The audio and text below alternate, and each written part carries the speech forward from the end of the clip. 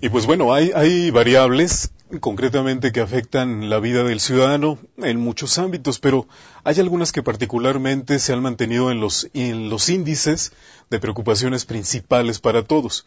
Una de ellas es obviamente aquella que pega en el bolsillo de cada uno de nosotros. Obviamente cuando la economía está mal, pues la preocupación crece.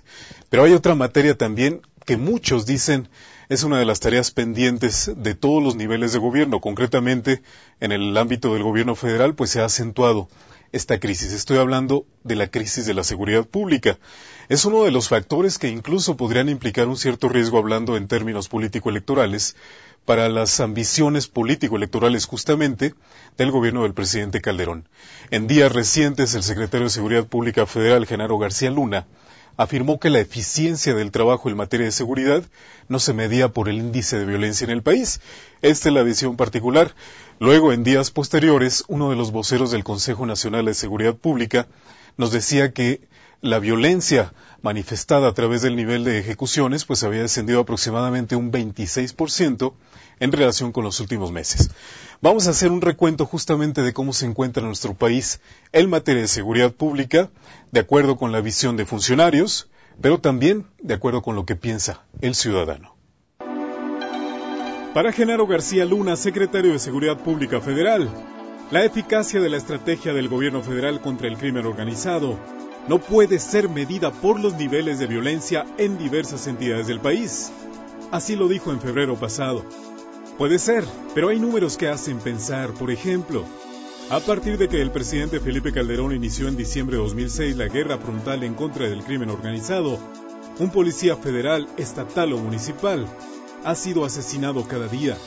Así, y con datos de la propia Secretaría, se sabe que en los últimos 27 meses un total de 884 elementos policíacos de los distintos niveles han sido abatidos por la violencia del crimen organizado.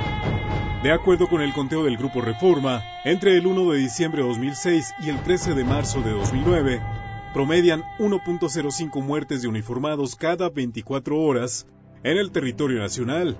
Así, 375 policías estatales, 360 municipales y 149 elementos de la Policía Federal y la AFI han perdido la vida. Son solo números. A pesar de ello, y de las 1.693 ejecuciones contabilizadas por Reforma al 10 de abril, García Luna enfatiza: la violencia es un factor de análisis. Es una de las variables y nada más.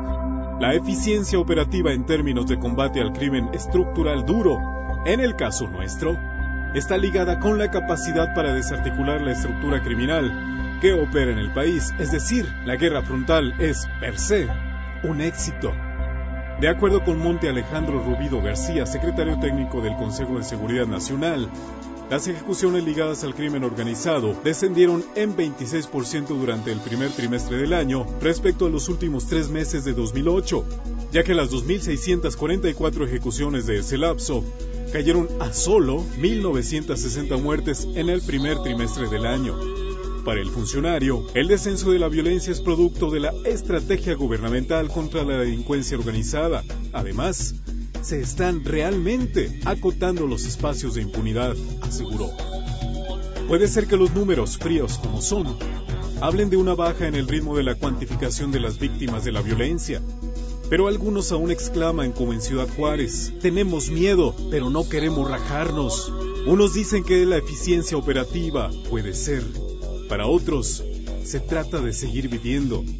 Y al final es esto lo que importa: continuar en el día a día y no rajarse, poner la mano en el arado y no volver la vista atrás.